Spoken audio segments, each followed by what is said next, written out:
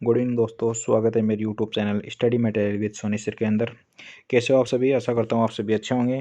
तो जैसे कि राजस्थान पुलिस की वीडियो डाल दी गई है, पटवारी की भी लगभग 1.5 फरवरी के अंदर एग्ज़ाम है, दिसंबर के अंदर दिल्ली पुलिस की एग्ज़ाम है और नीट के भी एग्ज़ाम होनी बाकी है, अभी उसका सिलेबस आना बाकी है, तो उसकी भी एग्ज़ाम मान लो आप नए साल के अंदर उसकी भी एग्ज़ाम हो जाएगी।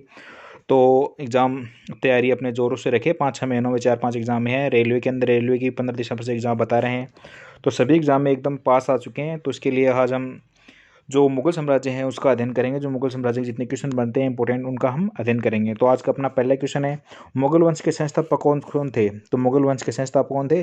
तो बाबर जो हैं वो क्या थे? मुगल वंश के संस्थापक थे। चलते अगले क्वेश्चन की ओर। अपना अगला क्वेश्चन है, बाबर का जन्म कब हुआ? तो बाबर का जन्म कब हुआ? तो बाबर का जन्म 1483 के अंदर हुआ। 24 फरवरी 1983 को बाबर का जन्म हुआ। चलते हैं अगले क्वेश्चन की ओर। अपना अगला क्वेश्चन है कि बाबर के पिता का नाम क्या था? तो बाबर के जो पिता है उनका नाम था उमर शेख मिर्ज़ा। उमर शेख मिर्ज़ा जो बाबर के थे पिता थे। ठीक है, तो इसका आंसर हो जाएगा डी, उमर शेख मिर्ज़ा। चलते हैं अगले क्वेश्चन की ओर। अपना अगला क्वेश्चन है, बाबर के पिता उमर शेख मिर्ज़ा कौन से राज्य के शासक थे? वेरी वेरी इंपॉर्टेंट क्वेश्चन है, पूछा जाता है एग्जाम के अंदर कि जो बाबर के पिता थे उमर शेख मिर्ज़ा वो कौन से राज्य के शासक थे? छोटा सा साम्राज्य था फरगना, फरगना है, उस राज्य के क्या थे? राजा थे। चलते अगले क्वेश्चन, बाबर फरगना की गद्दी पर कब बैठा? वेरी वेरी इंपॉर्टेंट क्वेश्चन है कि बाबर फरगना की गद्दी पर कब बैठा? तो जो बाबर है 8 जून 1994 को फरगना की गद्दी पर बैठा था। 8 जून 1994 में की फरगना की गद्दी पर बैठा था। चलते हैं अगले क्वेश्चन की ओर। अपना अगला क्वेश्चन है, बाबर ने बादशाह की उपाधि कब धारण की? वेरी वेरी इंपॉर्टेंट क्वेश्चन है। तो बाबर के द्वारा धारण की गई सबसे पहली उपाधि, तो बाबर ने कौन सी उपाधि धारण की थी? बादशाह की उपाधि धारण की थी। कब? 1507 के अंदर। 1507 के अंदर बाबर ने बादशाह की उपाधि धारण की गई थी। एसएससी 2000 के अंदर है, यूपीएससी मेंस के अंदर भी इसका प्रश्न पूछा गया है। ठीक है, बाबर के कितने पुत्र थे? हालांकि ऐसे क्वेश्चन पूछे भी जा सकते हैं, जैसे आरआरबी में पूछा भी गया 2000 के अंदर और एसएससी के अंदर भी पूछा गया है। तो बाबर के कितने पुत्र थे? तो बाबर के कितने पुत्र थे? बाबर के 5 पुत्र थे। ठीक है, 4, सॉरी, बाबर के कितने पुत्र थे? बाबर के 4 पुत्र थे, ये याद रखना आपको। तो वो 4 पुत्र कौन कौन से थे उनके बारे में बताएंगे। 4 पुत्र कौन कौन से थे? हुमायूं, कामरान, अस्करी और हिंदाल। ठीक है, तो ये 4 पुत्र थे बाबर के, हुमायूं, कामरान, अस्करी और हिंदाल, जिसके द्वारा बाबर की मृत्यु होने के बाद उनको अलग अलग राज्य डिसाइड कर दिया गया था, उनको अलग अलग राज्य को बांट दिया गया था। तो अगला क्वेश्चन है, बाबर ने भारत के कितनी बार आक्रमण किया? वेरी वेरी इंपॉर्टेंट क्वेश्चन है कि बाबर ने भारत पर कितनी बार आक्रमण किया? तो बाबर ने भारत पर 5 बार आक्रमण किया था। दौलत खान के समय सर्वप्रथम आक्रमण किया था, उसके बाद में सांगा के समय 4 बार आक्रमण इन्होंने किया था। चलते हैं अगले क्वेश्चन की ओर। अपना अगला क्वेश्चन है, बाबर द्वारा लड़े गए प्रमुख युद्धों के कौन कौन से हैं? तो बाबर द्वारा कौन कौन सा युद्ध लड़े गए हैं? तो बाबर द्वारा मुख्य रूप से 4 युद्ध लड़े गए हैं। तो पानीपत का युद्ध है, दूसरा खानवा का युद्ध है, दूसरा चंदेरी का युद्ध है और चौथा घाघरा का युद्ध है। ठीक है, तो आपको ये चारों युद्ध याद रखने हैं, क्रम वाइज भी याद रखने हैं कि बाबर द्वारा कौन कौन से युद्ध लड़े गए हैं। तो बाबर द्वारा सबसे पहले पानीपत का युद्ध लड़ा गया था 1526 में, 1527 के अंदर खानवा का अंदर, 1528 के अंदर चंदेरी का और 1519 के अंदर घाघरा का युद्ध गया। ठीक है, तो पानीपत का युद्ध कब लड़ा गया, वह किन किन के मध्य लड़ा गया और कौन विजेता हुआ? तो ठीक है, तो पानीपत का युद्ध 21 अप्रैल 1526 को लड़ा गया। ठीक है, तो पानीपत का युद्ध कब लड़ा गया? 21 अप्रैल 1526 को लड़ा गया और किन किन के मध्य लड़ा गया? इब्राहिम लोधी और बाबर के बीच लड़ा गया, जिसमें बाबर क्या हुआ? विजय हुआ। ठीक है, तो पानीपत का युद्ध 1526 के अंदर 21 अप्रैल 1526 के अंदर लड़ा गया, इब्राहिम लोधी और बाबर के बीच लड़ा गया और इसके विजेता कौन रहे? बाबर रहे। चलते हैं अगले क्वेश्चन की ओर। अपना अगला क्वेश्चन है कि बाबर की खानवा खानवा जो खानवा की लड़ाई है वह कब हुआ, किन किन के बीच हुई, उनके विजेता कौन रहा? तो राणा सांगा व बाबर के बीच। ठीक है, तो खानवा की लड़ाई किन किन के मध्य हुई? खानवा कहाँ पे है? तो ये भरतपुर के अंदर है, अपने राजस्थान में भरतपुर के अंदर ये खानवा स्थान है। तो खानवा का युद्ध जो राणा सांगा और बाबर के बीच हुआ था 17 मार्च 1527 को खानवा का युद्ध हुआ था, जिसके अंदर किसकी विजय हुई थी? बाबर की विजय हुई थी। बाबर ने अपने भारत के अंदर 4 युद्ध लड़े थे और वो चारों विजय पाई थी, उनमें चारों में ही विजेता हासिल की थी। उस समय जो राजस्थान के राजा थे वो कौन थे? सांगा थे। सांगा के समय बाबर भारत के अंदर आया था। और दिल्ली के अंदर किसका शासक था? दिल्ली के अंदर लोधी वंश का शासक था उस समय। ठीक है, तो चंदेरी का युद्ध कब हुआ, किन के बीच हुआ और इसके विजेता कौन रहे थे? तो 29 फरवरी 1528 को मोदिनी राय और बाबर के बीच क्या हुआ था? चंदेरी का युद्ध हुआ था। तो चंदेरी का युद्ध कब हुआ? तो 29 जनवरी 1528 को, और किन किन के बीच? मोदिनी राय और बाबर के बीच हुआ और इसमें विजय कौन हुआ? इसके अंदर विजय भी बाबर हुआ। ठीक है, चलते अगले क्वेश्चन की ओर। अपना अगला क्वेश्चन है कि घाघरा की जो लड़ाई हुई थी वो कब हुई, वह किनके बीच हुई और उनके विजेता कौन रहे थे। तो अफगानों और बाबर के बीच क्या हुई थी, घाघरा की लड़ाई हुई थी। और कब हुई थी, 6 मई 1529 को हुई थी, जिसमें घाघरा का युद्ध कहा जाता है, जिसमें बाबर की क्या हुई थी, विजय थी। बाबर ने अपने कार्यकाल में मुख्य रूप से भारत के अंदर ये 4 युद्ध लड़े थे और चारों में उन्होंने क्या थी, विजय प्राप्त की थी। चलते अगले क्वेश्चन की ओर। अपना अगला क्वेश्चन है मध्यकाल का प्रथम शासक कौन था। मध्यकाल का प्रथम शासक कौन था, वेरी वेरी इंपॉर्टेंट क्वेश्चन है कि मध्यकाल का प्रथम शासक कौन था। तो मध्यकाल का जो प्रथम शासक था वह इब्राहिम लोदी था। ठीक है, तो लोदी वंश का संस्थापक इब्राहिम लोदी था। उसने क्या हुआ था, मध्यकाल का प्रथम शासक था। आरआरबी के अंदर पूछा गया है प्रश्न। तो चलते हैं अगले क्वेश्चन की ओर। अपना अगला क्वेश्चन है बाबर को कलंदर की उपाधि क्यों दी गई। वेरी वेरी इंपॉर्टेंट क्वेश्चन है ये कि बाबर को कलंदर की उपाधि क्यों दी गई। ठीक है, क्यों दी गई, बाबर की उदारता के लिए क्या कहते हैं, बाबर को कलंदर की बाबर को क्या कहा, बाबर की उदारता के लिए उनको क्या की, कलंदर की उपाधि दी गई। चलते हैं अपने अगले क्वेश्चन की ओर। अपना अगला क्वेश्चन है खानवा का युद्ध की विजय के बाबर ने कौन सी उपाधि धारण की। वेरी वेरी इंपॉर्टेंट क्वेश्चन है, ऐसे ही क्वेश्चन एग्जाम के अंदर आजकल पूछे जाते हैं कि खानवा की युद्ध के बाद बाबर ने कौन सी उपाधि धारण की। तो गाजी की उपाधि का बाबर ने क्या थी, धारण की थी। खानवा के युद्ध के बाद खानवा के बाद बाबर ने गाजी की उपाधि धारण की। चलते अगले क्वेश्चन की ओर। अपना अगला क्वेश्चन है राणा सांगा की मृत्यु कब हुआ, क्यों हुई। वेरी वेरी इंपॉर्टेंट क्वेश्चन है ये भी कि राणा सांगा की मृत्यु कब हुआ, क्यों हुई। तो 30 जनवरी 1528 को राणा सांगा को जहर दे देने के कारण सांगा की मृत्यु हुई थी। चलते हैं अगले क्वेश्चन की ओर। अपना अगला क्वेश्चन है बाबर की मृत्यु कब और कहाँ हुई। वेरी वेरी इंपॉर्टेंट क्वेश्चन है ये भी कि बाबर की मृत्यु कब हुई, कहाँ हुई थी। तो बाबर की मृत्यु 26 दिसंबर 1530 को कहाँ हुई थी, आगरा के अंदर हुई थी। 1526 से लेकर 1530 तक क्या था, बाबर का कार्यकाल था। ये भी आपको याद रखना है। चलते हैं अगले क्वेश्चन की ओर। अपना अगला क्वेश्चन है प्रारंभ में बाबर के शव को कहाँ दफनाया गया है। वेरी वेरी इंपॉर्टेंट क्वेश्चन है क्योंकि जो बाबर ने जो जीवन, जब बाबर जीवित था तो उसने बाबर ने कहा था कि जो मेरी जो बॉडी है उसको काबुल के अंदर दफनाया जाए। लेकिन वहाँ के जो उनके बेटे थे वहाँ पे क्या था, सबसे पहले उन्होंने आगरा के अमराबाग में उनको क्या दिया था, दफना दिया गया था। और कुछ समय बाद वहाँ पे निकाल कर उनको क्या था, काबुल के अंदर दफनाया गया। ठीक है, तो अगला क्वेश्चन यही है कि बाबर अपने शव को दफनाने के लिए किस स्थान को चुनाव किया था। तो बाबर ने अपने शव को दफनाने के लिए कौन सा, काबुल, यहाँ पे उनका प्रमुख स्थान चुना था। चलते हैं अगले क्वेश्चन की ओर। अपना अगला क्वेश्चन है बाबर की आत्मकथा किस पुस्तक में दर्शाई है। जो आप बाबर की आत्मकथा है ना, वो कौन सी पुस्तक के अंदर दर्शाई गई है। तो जो आप बाबर की तुजुक ये बाबरी, जो बाबर की आत्मकथा है तुजुक ये बाबरी, जो बाबर द्वारा लिखी गई, तो इनके द्वारा क्या था, इनके आत्मकथा को इसके अंदर दर्शाया गया है, जिसका बाबर नामा भी कहा जाता है। ठीक है, अब्दुल हमीद खान खाना बारामनामा किस भाषा में अनुवाद किया। जो बाबरनामा पुस्तक है उन्हें अब्दुल रहीम खान खान ने जो बाबरनामा पुस्तक है उसमें किसने अनुवाद किया था। तो कौन सी पुस्तक, जो कौन सी भाषा में अनुवाद किया था उन्होंने, तो फारसी भाषा में बाबरनामा क्या था, अनुवाद किया था। चलते अगले क्वेश्चन की ओर। अपना अगला क्वेश्चन है चार बाग बनाने की परंपरा की शुरुआत किसके समय से हुई है। तो चार बाग बनाने की परंपरा अकबर के समय से ही शुरू हो गई थी, चार बाग बनाने की परंपरा। चलते हैं अगले क्वेश्चन की ओर। अपना अगला क्वेश्चन है बाबर ने मुगल वंश की स्थापना कब की। तो बाबर ने 1526 के अंदर मुगल वंश की क्या की थी, स्थापना की थी। चलते अगले क्वेश्चन की ओर। अपना अगला क्वेश्चन है बाबर ने 1526 ईस्वी में किस वंश को हराकर मुगल वंश की स्थापना की थी।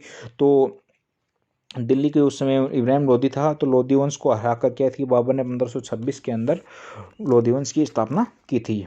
अगला क्वेश्चन है कि तुगलकनामा ने सर्वप्रथम प्रयोग बाबर ने किस युद्ध में किया था। वेरी वेरी इंपॉर्टेंट क्वेश्चन है कि तुगलकनामा पत्ती का सर्वप्रथम बाबर ने उपयोग कब किया था। तो पानीपत का जो प्रथम युद्ध था उस युद्ध के अंदर बाबर ने सर्वप्रथम तुगलकनामा पत्ती का प्रयोग किया था और युद्ध को जीता था। अगले क्वेश्चन है अपना अगला क्वेश्चन है कि कौन से युद्ध जीतने के बाद बाबर ने खजाने का मुंह है गरीबी, सगे संबंधियों आदि के लिए खोल दिया था। इस उदारता के कारण उसे कलंदर की उपाधि दी गई थी। तो 1526 के अंदर जो पानीपत का प्रथम युद्ध हुआ था और भारत के अंदर मुगल वंश की स्थापना हुई थी, उसके बाद बाबर ने आम जनता के लिए, गरीबों के लिए, सगे संबंधियों के लिए अपने जो खजाना था उनको खोल दिया और सबको लिए उनको बांट दिया था और उनको कलंदर की उपाधि दी गई इस उदारता के लिए। ठीक है, अगला क्वेश्चन है अपनी कि कौन से शासक के समय भारत में ग्रांड ट्रंक रोड का निर्माण कराया गया। तो शेर शाह सूरी के समय भारत में क्या किया था, ग्रांड ट्रंक रोड का निर्माण किया गया, जो वर्तमान में नंबर NH 1 और NH2 को मिलकर ये बनता है। चलते हैं अगले क्वेश्चन की ओर। जो पानीपत की दूसरी लड़ाई हुई किन किन के बीच हुई? तो पानीपत की तो दूसरी लड़ाई है 1526 के अंदर अकबर और हेमू के बीच लड़ी गई थी। ठीक है, अकबर और हेमू के बीच पानीपत की दूसरी लड़ाई लड़ी गई थी। पानीपत की दूसरी लड़ाई कब लड़ी गई? तो 5 अप्रैल 1556 को पानीपत की दूसरी लड़ाई लड़ी गई थी। चलते अगले क्वेश्चन की। अपना अगला क्वेश्चन है, दीन ए इलाही धर्म नामक धर्म किसके द्वारा शुरू किया गया था? दीन ए इलाही नामक धर्म किसके द्वारा शुरू किया गया था? तो अकबर के द्वारा दीन ए इलाही धर्म शुरू किया गया। चलते अगले क्वेश्चन की ओर। अपना अगला क्वेश्चन है, प्रसिद्ध मुगल शासिका चांद बीबी जिसके बाबर को अकबर को दिया, जिसने बाबर को अकबर ने दिया, और चांद बीबी किस राज्य से संबंधित हो? चांद बीबी अहमदनगर राज्य से संबंधित है। चांद बीबी का संबंध किस राज्य से है? तो अहमदनगर राज्य से चांद बीबी का संबंध है। मनसबदारी प्रणाली मुगल शासक व्यवस्था में किसने लागू की? वेरी वेरी इंपॉर्टेंट क्वेश्चन है ये, कि जो मुगल शासक के अंदर मनसबदारी प्रथा को सर्वप्रथम किसके द्वारा लागू किया? तो सर्वप्रथम किसके द्वारा? अकबर के द्वारा इसको लागू किया गया है। वेरी वेरी इंपॉर्टेंट क्वेश्चन है एग्जाम की दृष्टि से, तो इसको आप याद रखें ने। अगला क्वेश्चन है, मांग संगीत तानसेन किसके दरबार में रहता था? तो तानसेन किसके दरबार में रहता था? तो तानसेन भी अकबर के दरबार में रहता था। जो प्रसिद्ध हुए हैं नवरत्न थे अकबर के, उनमें से मुल्ला दो प्याजा, ये महेश दास थे, नागौरी थे, ये अलग 9 प्रकार 9 तान उनके गुरु थे। तो मुगल वंश की काल की मुख्य राजभाषा क्या थी? तो मुगल काल की मुख्य राजभाषा क्या थी? तो मुगल काल की फारसी राजभाषा थी। ये SSC 2000 के अंदर, SSC 2002, 2009, 2002, 13 UPSC मेंस के अंदर भी एक क्वेश्चन पूछा गया है। अगला क्वेश्चन अपना, कि जो सती प्रथा की भर्त्सना करने वाला प्रथम मुगल सम्राट कौन था? तो सती प्रथा का विरोध करने वाला प्रथम मुगल सम्राट कौन था? तो इसका आंसर आ जाएगा डी, अकबर था इसका। ठीक है, तो अकबर ने सर्वप्रथम मुगल प्रथा का विरोध, इसने सती प्रथा का विरोध किया था। किस युद्ध के बाद भारत में मुगल साम्राज्य की स्थापना हुई? तो पानीपत के प्रथम युद्ध के बाद मुगल साम्राज्य के भारत में क्या हुई थी? स्थापना हो गई थी। चलते हैं अगले क्वेश्चन की ओर। अपना अगला क्वेश्चन है, अकबर की जीवन कथा किसने लिखी? वेरी वेरी इंपॉर्टेंट है। तो अबुल फजल के द्वारा अकबर की क्या लिखी थी? जीवन गाथा लिखी गई थी। बिरबल उनके 9 रत्न थे, फैजी भी उनके 9 रत्नों में से थे, और अबुल फजल भी उनके 9 रत्नों में से थे अकबर के। किस मुगल शासक के भारत में ऋतुओं, फलों, वनस्पतियों, प्राणी जगत की विचरण करने की डायरी किया है?